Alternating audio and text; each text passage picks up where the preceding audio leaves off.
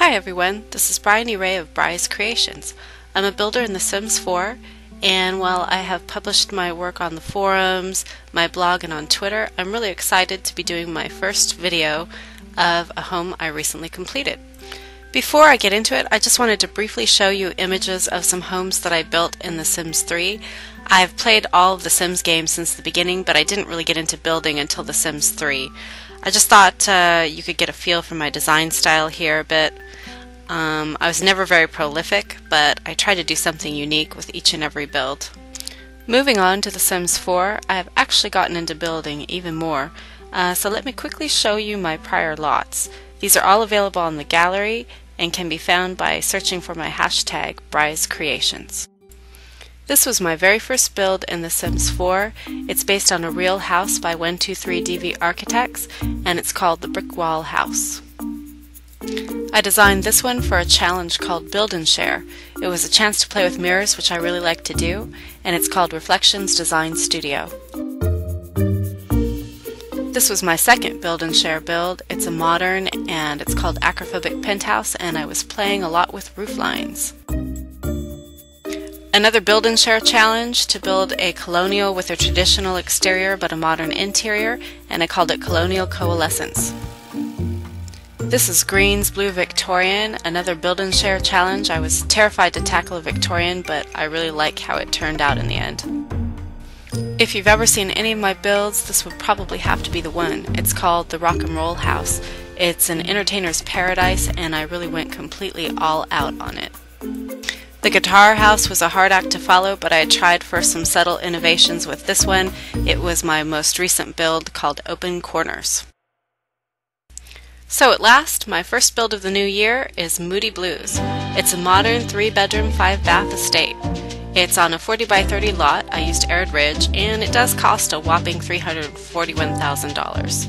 Nope, this isn't a starter. It was inspired by a real home called D House by Tamizo Architects. And here's a shot of that house. Getting back to Moody Blues, I decided to bring one column up a level as it was looking too flat in the game. I do like to start with real-world designs as my inspiration, but I find I do my best work when I let myself deviate based on what looks good and works best in the game. So this was a very exciting build for me because EA just gave us a new cheat called Move, short for Move Objects On. And one of the first things I wanted to do with it is, as you can see, add a water feature. And I thought if I could do one, why not do two? It worked with how I had the pool set up. I was playing with colors here, and I wanted to do water features that would be really in keeping with the modern build here. So more to see outside. Well, this upper level bar here, I was playing with color gradients, and it was actually the inspiration for the name of the house, Moody Blues. And when we pan out here, you're going to see that I carried that theme throughout, including this bridge that I created with the glass walls that goes between the two structures. Swinging down here, just showing a closer view of my Mood lounge chairs. Cool thing is that the Sims can actually hang out on them. And behind a little seating area and a small play area for the kids. And that's about all for showing you the outdoors here. We'll head on inside now. That's the entrance to the house, and just coming in a little closer. So I'm going to walk you through basically just area by area here. Coming into the house, we'll see the living area on the right first, some curled up asleep. There are so many random Sims in this house. Anyway, one of the things I wanted to focus on was some ceiling work in the living room. I thought Moo would make it easier. It wasn't very easy, it was pretty tough, but I like the effect of it. I didn't do much in the upper level, but I did do the stuff downstairs here in the living room and as you'll see in the kitchen. Colors again, shades of blue. A lot of Moo work here. You can see some of the tessellation of the objects I've got placed together, but I like the effect of them together so much that the tessellation doesn't bother me. If it bothers you, you could of course rearrange. There's a little bar area over there, and this is the stereo, and the only bummer here is that Sims can't dance with the stereo embedded in the corner. It's an oddity. It didn't bother me, but if you want them to dance, you can always move the stereo. Now here we're coming over to the dining area and kitchen. It's all open. I love open concept. And here again you can see I was trying to do a little something with the ceiling and with pops of color here. Just showing you where the refrigerator is and the stove. Hi, random sim. There are so many Sims in this house. I don't usually play the game, and I'd heard people, oh hey, there's a bunch of dirty dishes in my house. Yeah, make yourself useful, clean them up. Anyway, I've heard people complaining in live mode about all of these Sims, and yeah, sure enough. Walking over to the little downstairs bathroom here, just to give you a quick look. It's so small that I apologize for fisheye here, but I have to kind of zoom the camera backwards to show you it at all. You'll see it better when we switch to an overhead layout. We're heading up the stairs now, up to the landing, and this is where I tried to do something special. I wanted to simulate an aquarium. Kind of a mixed bag here because the windows are really reflective, and I couldn't seem to do anything that would make it as light and clear in there as I wanted to. You can see if we pan inside that it's bright as day. You can also see I had fountains in there that you can't see at all from the outside, which is kind of a bummer. So, but what is cool is you can see the water shifting in there, so it does give it a realistic feel, and that's about the best it's going to get. Oh, and here comes a Sim, and he's going to take a little look anyway. So just panning back to show you more of the landing, a little artwork area. There's the way to walk across the bridge, and there's a little chess area. Great view there. And just swinging back, we will head for the largest master suite. There are 3 bedrooms on this level, and this particular master bedroom is the largest. Lots of color play in here. Try to do really something special with the bed area itself, give it almost a slightly more private feel in the room. They of course have their fireplace and TV that can keep them entertained there. That's their view of the backyard, and then swinging to the right they've got a little book nook. And then I really had fun doing this little open concept closet. I know it's probably unusual for a closet to be so open to the outside, but I figured if the Sims were shy, they could duck in here into the little corner, and they could always change in the bathroom. So it's really just for fun. This is their master, trying to just play with different colors with the flooring as well as the sinks. It's a little narrow, so I fisheyed out there a bit just so you could get a better view. Played with the mirrors too. And now we're going to head back out of this room. Sorry for the jerk there. And we are going to cross the landing and head for, we're going to head past the chess area and head for the second master. And this master is a little smaller, but I still tried to make it have kind of a luxurious feel, and of course a lot of focus on the blue. You can see random Sims enjoying the room, the little desk area over there, and they've got the best view in terms of the water features. And they've got a little TV stand that they can have some entertainment. And then I did another small closet area over here. And they have an attached bathroom that is private, but the trade-off there is it is very narrow, as you can see. I can zoom it out a little bit so you can get a better view, but it's kind of tight. The overhead view when I get there will show it off a bit better in terms of how it's laid out.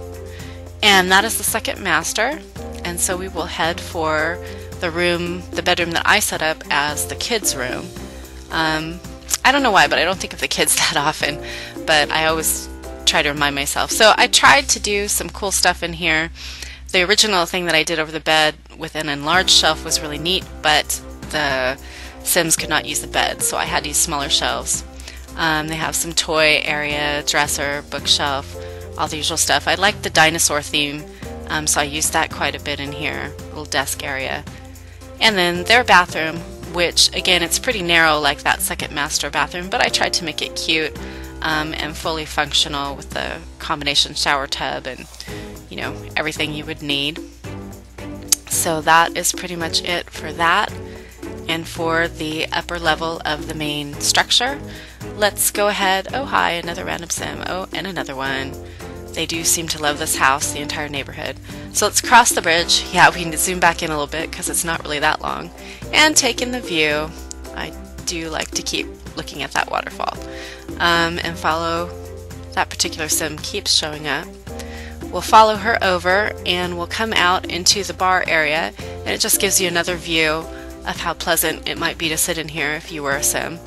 And the little bar room itself is not anything exciting. There's some columns there, but because of the aggressive fade in this game, you can't see them once I'm that close to them. They make the walls look a little less ragged. Come down the stairs, and what we have down here in the bottom part of the structure, there's the kids' little monkey bars. We have a gym fully equipped, and as you can see, the neighborhood Sims are putting it to use. I didn't script any of this. These Sims are just doing whatever they decide to do. And that one is not working out. What are you doing just standing there and watching TV? You're a troublemaker. Get on those treadmills. I put TVs, I moved some TVs on the treadmills with the idea of the Sims could have some entertainment without craning their neck. It's just a fun play concept. They don't actually do it. And a couple more machines. Those windows were into the pool, but kind of like with the aquarium, it's a little dim. And then this is the gym's little bathroom. It's again really small. Have to zoom out to show you it better, which makes it fisheye, but from overhead you'll get to see it a bit better. So that pretty much wraps up this tour. I'm going to start zooming out here so that you can just get a better feel for the entire layout of the property. It's on a 40 by 30 as I mentioned at the beginning, so I had a lot of room to work with, and yet I don't feel that I had a lot of empty space or unusable space. I like how everything fits together and flows. From my design perspective, nothing seems out of place. And then this is just what the overhead looks like for that largest master, and over I'm going to show you the kids' room and their bathroom a little bit more closely from overhead. So you can see it's not quite as tight looking from overhead. And then the second master and their little bathroom. And then we will pop down here in a second. There we go. And we'll take a look at the kitchen from overhead. And swing on down. There's the little bathroom that's attached that you can see the layout. Fully functional again with everything you need. And the living room. How that's laid out. And the last part in terms of overhead layout is the gym. So that is it. This is Moody Blues. And if you're interested in it, you can find it on the gallery. You can search by my hashtag, which is Bry's Creations. I also have a blog where I post pictures and kind of the stories behind the creations, and that is bryscreations.wordpress.com. I really thank you guys for checking out my first Sims 4 video. I hope to do some more in the future. It's kind of hard, but not as hard as I thought it would be.